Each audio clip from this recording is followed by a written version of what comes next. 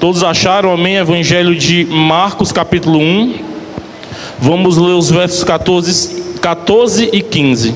Está escrito assim na palavra do Senhor. E depois que João foi entregue à prisão, veio Jesus para a Galileia, pregando o evangelho do reino de Deus e dizendo: o tempo está cumprido e o reino de Deus está próximo. Arrependei-vos e crede no evangelho. Irmãos, Evangelho de Marcos, capítulo 1, dando aqui início ao ministério de Jesus Cristo.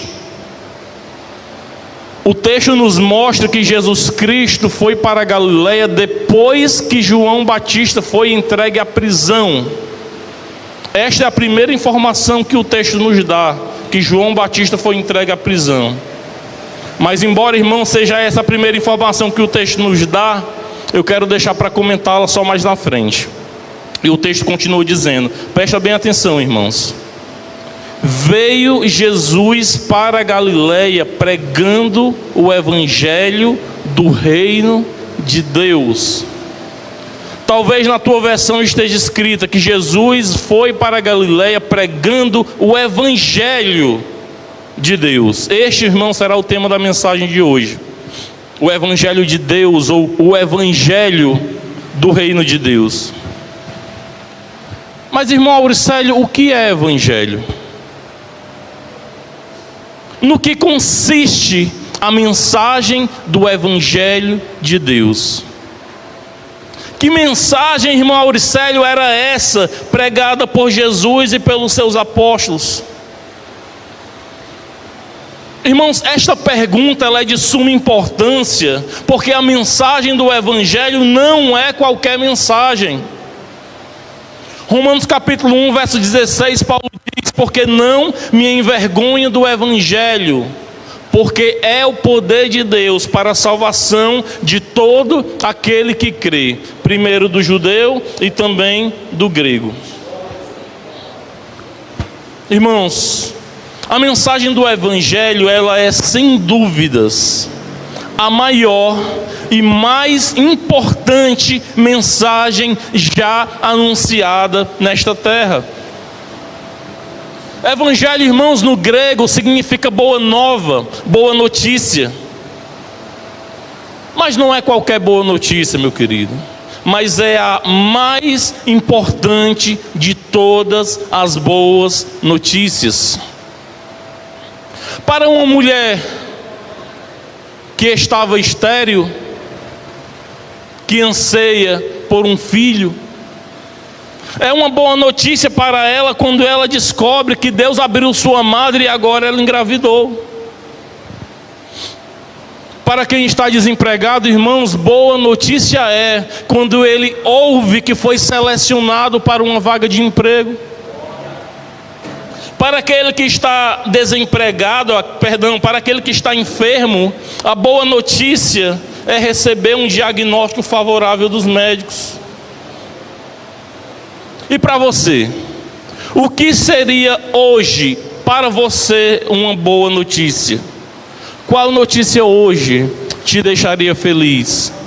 A cura de uma enfermidade? A conversão de um filho ou do teu cônjuge?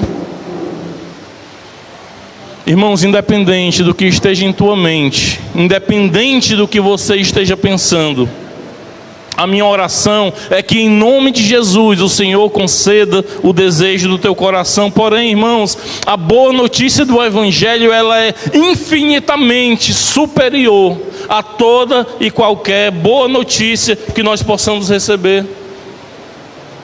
A mensagem do evangelho, irmãos, é infinitamente superior, porque é uma mensagem de Deus, porque é o poder de Deus para salvar da condenação do inferno todo aquele que crê.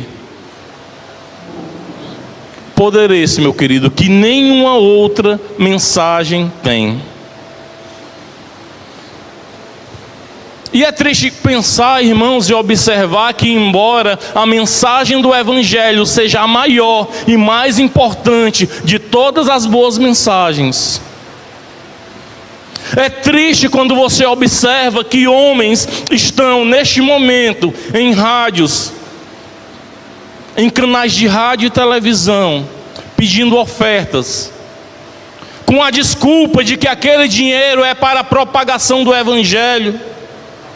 Mas quando você ouve o que eles estão pregando, você observa, irmãos, que não é a mensagem do Evangelho que eles estão pregando. Todos os anos, os católicos fazem um evento chamado Evangelizar é Preciso.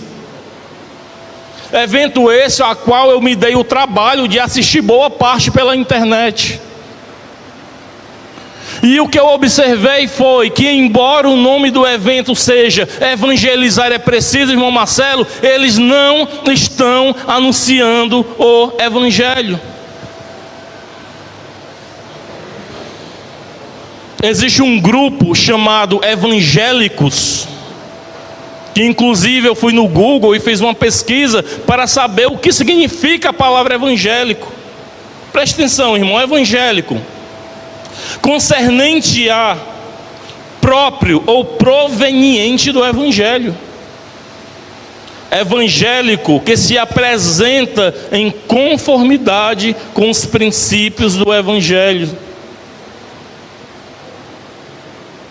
Mas quando nós olhamos para os evangélicos dessa nação, irmãos, a gente observa que eles não provêm e nem se apresentam em conformidade ao Evangelho de Deus. E é triste notar que nas igrejas evangélicas há anos não se ouve mais a pregação do Evangelho.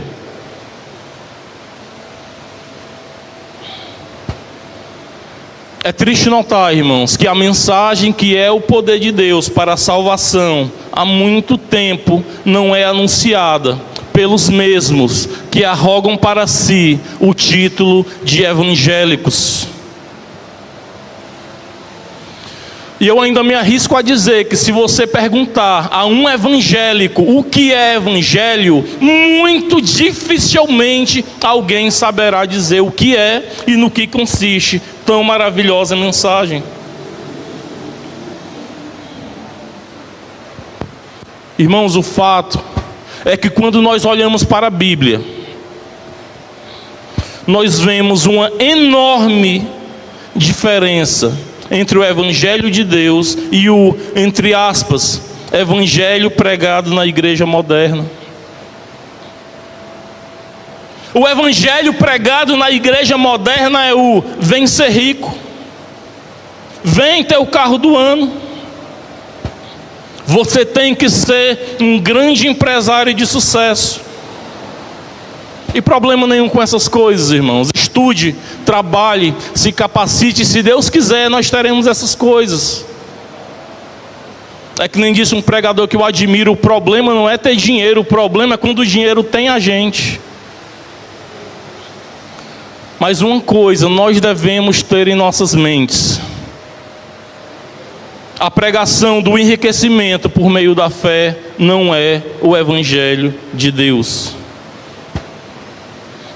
Estima-se que no Brasil haja mais de 60 milhões de evangélicos. Isso representa, irmãos, por volta de 1/3 da população brasileira.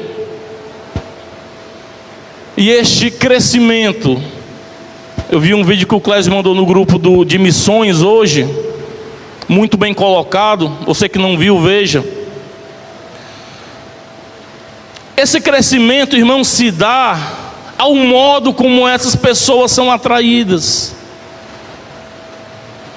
Estas pessoas estão lá abarrotando, entre aspas, templos, porque a mensagem que elas ouviram foi o vem que Cristo vai te deixar rico.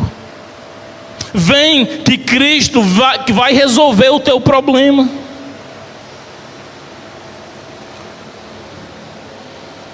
E é por isso, irmãos, que onde se ouve o verdadeiro evangelho não lota. Porque a mensagem do evangelho, ela não é tão palatável.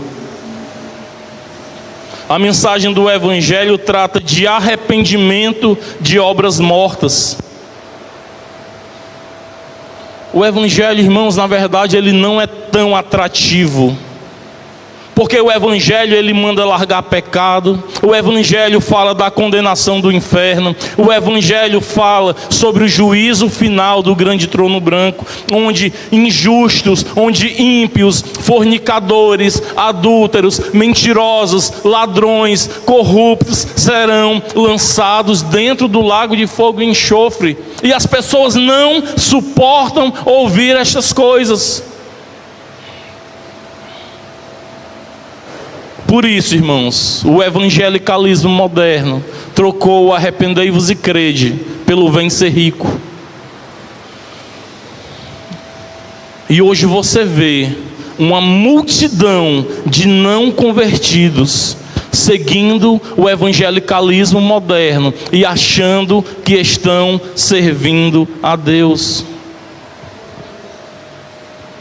Você observe, irmãos, templos lotados de pessoas que estão a caminho do inferno.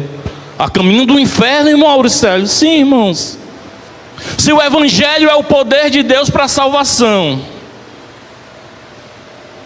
eu te pergunto, em qual caminho estão os que não estão ouvindo o verdadeiro Evangelho? Se o Evangelho de Deus é o poder de Deus para a salvação, como estão aqueles irmãos que estão ouvindo heresias de perdição?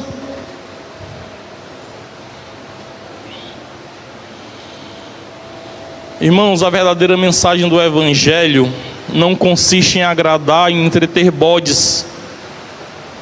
A verdadeira mensagem do Evangelho consiste em chamar os eleitos de Deus através do arrependei-vos e crede, pois é chegado o reino de Deus. É triste observar, meu querido, que o Evangelho moderno virou tudo menos o que realmente significa Evangelho.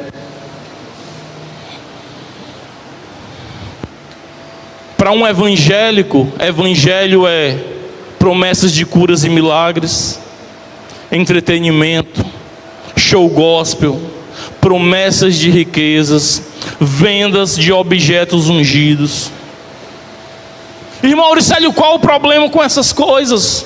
O problema, irmãos, é que este não é o evangelho do reino de Deus, mas este é o evangelho dos homens, este é o evangelho da carne. E o evangelho para agradar a carne, irmãos, não é evangelho de Deus. Vender objetos ungidos não é evangelho de Deus. Idolatrar cantores, pastores e pregadores não é o evangelho de Deus. Isto é o evangelho dos homens, logo não tem o poder de salvar.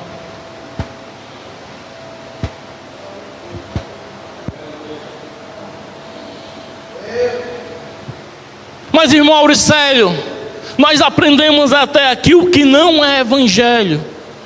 Mas afinal de contas, irmão Auricélio, o que é evangelho? No que consiste a mensagem do verdadeiro evangelho? Acompanhe comigo no verso 15, dizendo, presta atenção, irmãos, Marcos vai dizer aqui qual era o tema da pregação de Jesus. Ele vai dizer o que Cristo proclamava enquanto pregava. Ele dizia: o tempo está cumprido, o reino de Deus está próximo, arrependei-vos e crede no evangelho. Irmãos, Cristo não dizia: vem prosperar financeiramente. Cristo, quando pregava, ele não dizia: vem ser rico, não. Cristo chamava o povo ao arrependimento e à fé.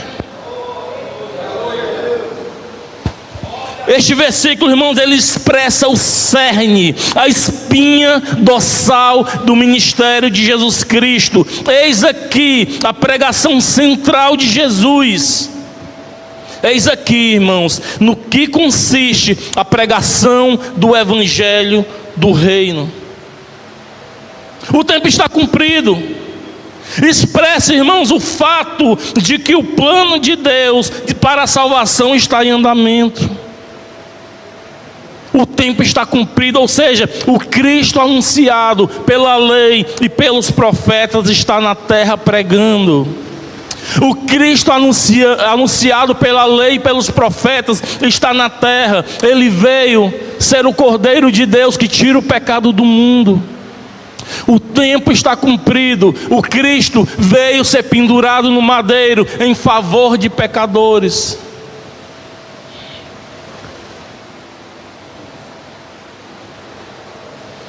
E ele continua dizendo, irmãos, o reino de Deus está próximo. Expressa o fato de que Jesus é a manifestação desse reino, nos mostrando, irmãos, que o reino de Deus não é uma promessa longe, mas é uma promessa próxima. Na pregação do Evangelho, irmãos, o reino de Deus é proclamado. Os judeus esperavam um Cristo que viesse restaurar um reino terreno, mas o reino que Cristo vem anunciar por meio do Evangelho não é um reino terreno, mas é um reino celestial. E você observa hoje, irmãos, um povo que está se preparando para viver nessa terra. Mas Jesus falou a Pôncio Pilatos: o meu reino não é desta terra, o meu reino não é deste mundo. E eu pergunto, irmãos, em qual governo você tem alicerçado a tua esperança? Em governos humanos, terrenos e passageiros? O Evangelho nos promete, irmãos, um reino eterno, governado não por homens, mas por um rei que é divino. Daniel capítulo 2, verso 44, Daniel, interpretando o sonho de Nabucodonosor, ele diz: mas nos dias desses reis, o Deus do céu levantará um reino que não será jamais destruído, e esse reino não passará a outro, esmiuçará e consumirá todos estes reinos, e será estabelecido para sempre. Em qual governo, irmãos, você tem depositado a tua esperança? 2 Pedro capítulo 3, verso 13, Pedro diz: mas nós, segundo a sua promessa, aguardamos novos céus e nova terra em que habita a justiça. Esse é, irmãos, o reino que o Senhor tem nos prometido. Irmãos, eu não sei você, mas não tem sequer um dia da minha vida que eu não me pegue pensando neste tão maravilhoso reino. Irmãos, não te é maravilhoso pensar que um dia você vai estar diante do nosso Criador, vendo Ele assentado em seu trono de glória, cercado, irmãos, por miríades e miríades de anjos, diante do trono de Deus, louvando e servindo a Ele.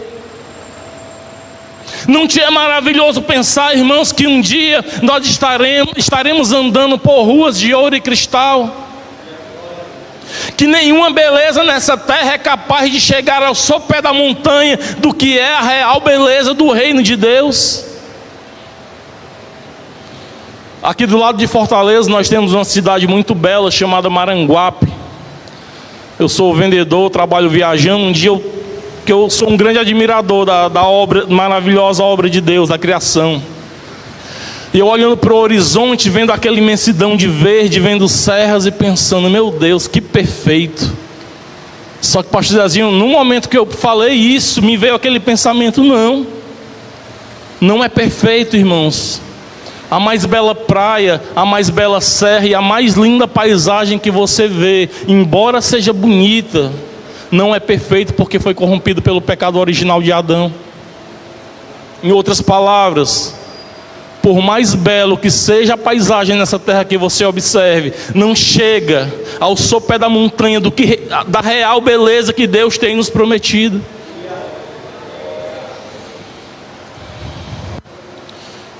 Não te é maravilhoso pensar, irmãos, numa cidade toda feita de ouro, não iluminada por postes, luz de postes, não iluminada pela luz do sol ou da lua, mas iluminada pela glória de Deus. Irmãos, nós devemos orar que nem Jonathan Edwards, que disse: Senhor, grave a eternidade nos meus olhos. Irmãos, o crente, ele precisa dormir e acordar pensando no reino. O crente, ele precisa viver para o reino. O crente, ele precisa ter o reino dentro de seu coração. É neste reino, irmãos. Este é o reino que o Senhor tem nos prometido pela pregação do seu maravilhoso Evangelho. Este é o reino, irmãos, anunciado na Bíblia. Este é o reino a qual Jesus se referia.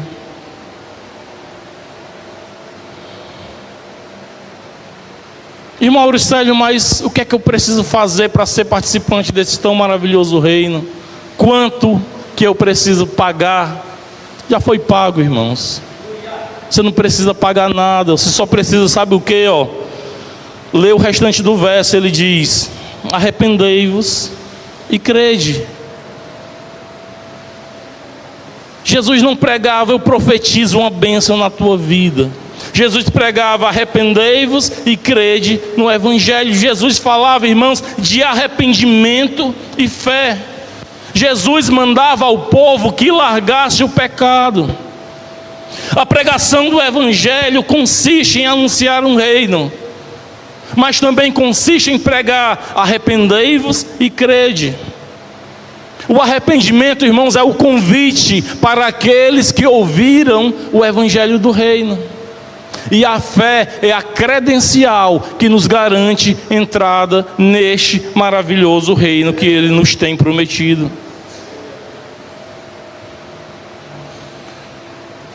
Irmãos, a pregação do Evangelho consiste em pregar arrependimento, não promessas de riquezas. E essa pregação, ela não causa seguidores, ela causa perseguidores. Por esse motivo João Batista foi preso. Lembra no comecinho? João Batista foi preso, irmãos, porque ele denunciou o pecado de um rei. Ele disse ao Herodes: não te é lícito possuir a mulher do teu irmão. A pregação do Evangelho, irmãos, ela denuncia pecado. Ela manda que o pecador se arrependa.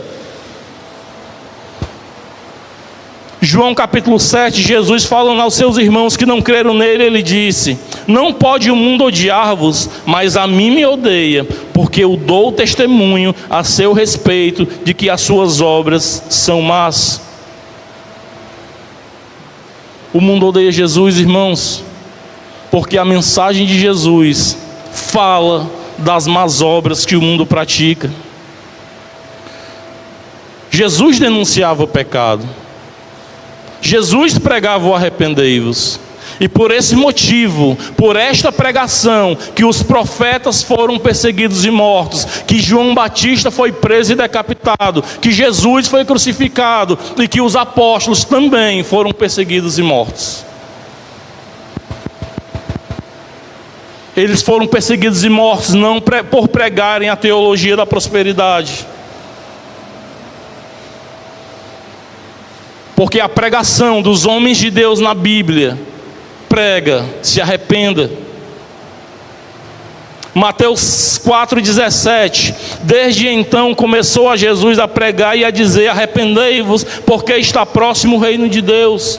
Marcos 6,12: e saindo eles pregavam que se arrependessem. Atos 2,38: e disse-lhes Pedro: arrependei-vos e cada um de vós seja batizado em nome de Jesus Cristo em remissão de pecados, e recebereis o dom do Espírito Santo. Atos 13,19: arrependei-vos, pois, e convertei-vos, para que sejam apagados os vossos pecados, e para que venham assim os tempos de refrigério pela presença do Senhor. Irmãos, não somente nesses versículos que eu li, mas em vários outros, a Bíblia está carregada do arrependei-vos e crede. Esse é o chamado para aqueles que querem herdar o reino. Se arrependam.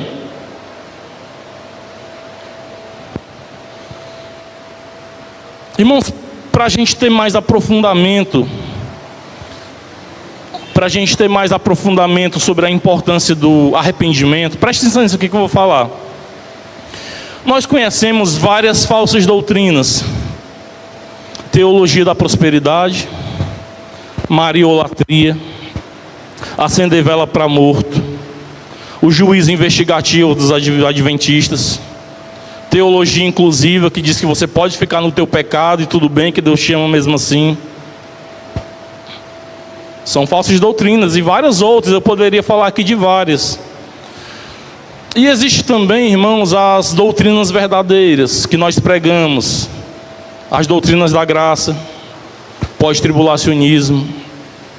Nós pregamos sobre a inobrigatoriedade dos dízimos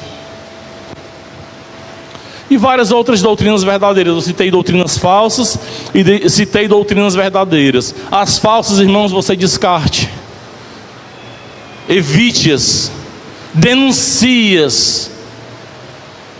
As doutrinas verdadeiras, irmãos, você abrace, ame e pregue-as. Mas para você ter ideia sobre a importância do arrependimento, olha o que é que eu... Preste atenção. Você sabia que alguém pode estar a caminho do inferno, a caminho da perdição, mesmo conhecendo o pós-tribulacionismo, doutrina bíblica? Você sabia que alguém pode estar a caminho do inferno, mesmo sabendo as doutrinas da graça? Alguém, irmãos, pode estar indo para o inferno, mesmo sabendo que Edir Macedo, R.R. Soares, Valdomiro Santiago, Agenor Duque são falsos profetas? Sabe por quê? Porque embora conheça toda a sã doutrina, não se arrependeram de seus pecados. Eu conheço gente, irmão Marcelo, que sabe citar perfeitamente os 5 pontos do calvinismo, mas vive em fornicação. Irmãos, está com 3 pregações que eu falo isso. É a 3ª vez que eu vou falar, preste atenção. Conhecer a sã doutrina não nos faz melhores, só nos faz mais devedores. Eis aqui o motivo e a grande importância do arrependimento. Isso é sério, irmãos. Arrependimento é de suma importância. Conhece, mas não nasceu de novo. Muito bem colocado, pastor Jardel. Arrependimento, irmãos, não é chorar. Arrependimento não é se entristecer. Arrependimento, do grego, a palavra original é metanoia. Metanoia fala de mudança de mente, mudança de atitudes, novo nascimento, que nem o pastor Jardel falou. Metanoia, irmãos, é alguém que muda o seu caráter. Isso é arrependimento. Precisa, irmãos, haver em nós este profundo arrependimento.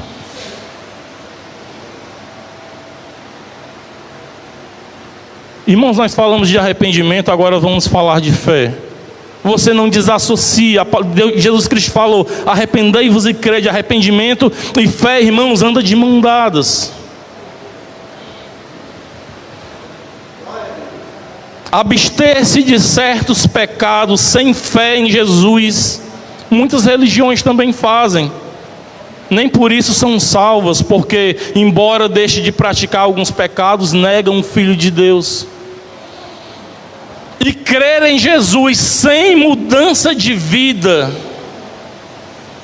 é o mesmo que crer igual aos demônios. Tiago 2 diz que crer por crer não adianta. até os demônios creem e tremem.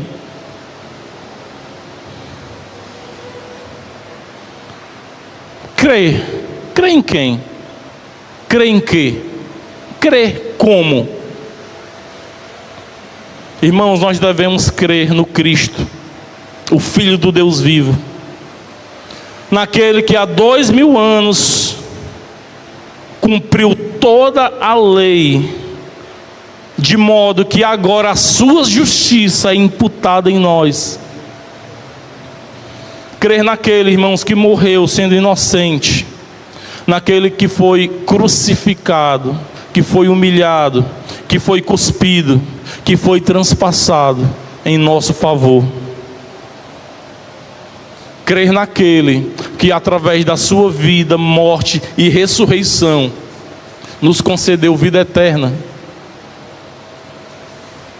Nós devemos crer, irmãos, pelos olhos da fé, nesta tão maravilhosa promessa de redenção. Crer, irmãos, não somente no nosso intelecto, mas crer de forma que esta fé cause em nós transformação. Esta é a tão maravilhosa mensagem do Evangelho. Se arrependa de seus pecados, se lance aos pés de Jesus Cristo. Irmãos, por mais duro que seja a mensagem do Evangelho, a mensagem do Evangelho são as palavras de vida eterna. Falsos profetas prometem facilidades, enquanto Jesus disse que aquele que quer segui-lo, tome a sua cruz. O falso profeta prega e toma posse. Eu também prego, irmão, toma posse, mas não é de facilidade aqui nessa terra não. Toma posse da sua cruz.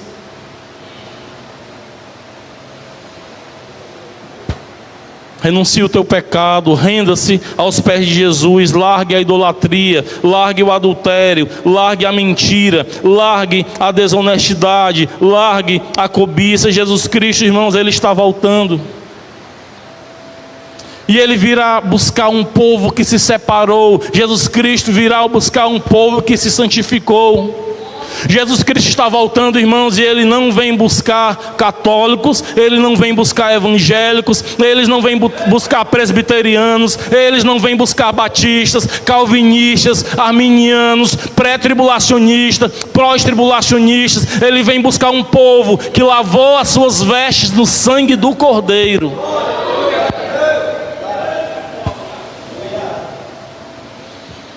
Irmão, pare de dar crédito a esse falso evangelho, esse evangelho de facilidades. No verdadeiro evangelho, irmãos, não tem facilidade. Ele disse: quer ser meu seguidor?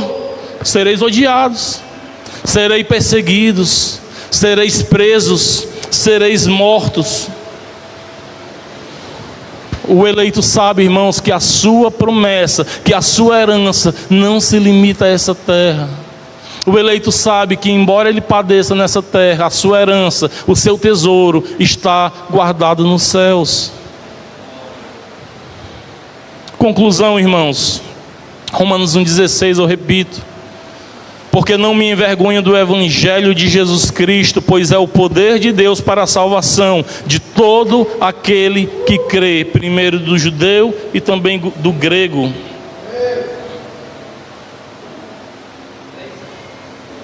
Irmãos, nós aprendemos esta manhã que o Evangelho não é qualquer mensagem, não é uma mensagem que vem de homens, mas é a maravilhosa mensagem de salvação de Deus. E que tal mensagem, irmãos, é o poder divino com a capacidade de salvar o mais vil pecador. Irmão, seja você judeu, seja você grego, seja você brasileiro, a palavra de Deus nos diz em Apocalipse capítulo 5, verso 9, que Jesus, com o seu sangue, comprou para si pessoas de todos os povos, tribos, línguas e nação. Irmãos, a mensagem do Evangelho é o tão somente: arrependei-vos e crede nesta tão maravilhosa promessa. Se arrependa dos seus pecados e creia no Filho de Deus. Salvação é essa, irmãos, alcançada não por méritos humanos, mas pelos méritos de Jesus. Estar na eternidade com Deus não é um direito que nós conquistamos pelos nossos méritos, mas é uma graça que recebemos pelos méritos de Cristo.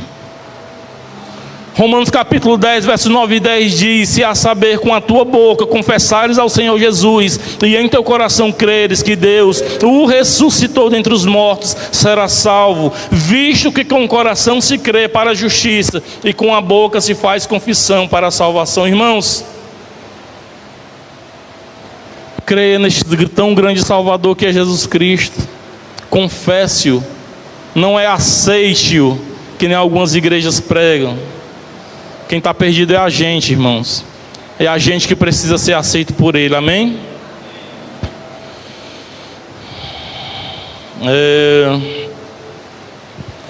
Queria fazer um apelo, não que nem a gente costuma ver aí, né?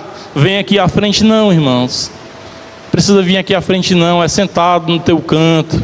Você que me acompanha aí, seja ao vivo, seja gravado, se arrependa dos seus pecados. Peça perdão a Deus, creia no Filho de Deus. Não tem religião nenhuma que tenha o poder de te salvar. Então somente se arrependa, largue tudo aquilo que você faz, que você sabe que desagrada a Deus.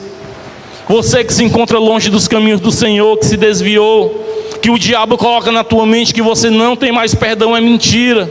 Porque no Senhor ainda nós encontramos perdão, nós ainda encontramos graça. Se arrependa e volte a viver para a glória de Deus. Próximo está, irmãos, a vinda do Senhor. Um dia o nosso Senhor se manifestará no céu em glória e vai querer buscar um povo santo. Mas para aqueles que morreram, que nem o irmão Marcelo pregou aqui no início, para quem morreu, irmãos, Cristo já voltou. A Bíblia diz que depois da morte segue-se o juízo. Quero fazer minhas as palavras que o irmão Marcelo usou aqui de manhã. Se hoje for o dia da tua partida, como está você diante de Deus? Como estão os teus caminhos diante do Senhor? Como andam as tuas palavras, as tuas obras, os teus pensamentos? Você está firme na graça do Senhor? Você está de pé diante dEle? O sangue do Cordeiro te cobre para a remissão de pecados? Irmãos, esteja com os teus lombos cingidos e preparado com as tuas lâmpadas acesas para receber o teu Senhor. E tão somente arrependei-vos e crede, pois é chegado o reino de Deus. Amém, irmãos? Vamos louvar o nome do nosso Deus.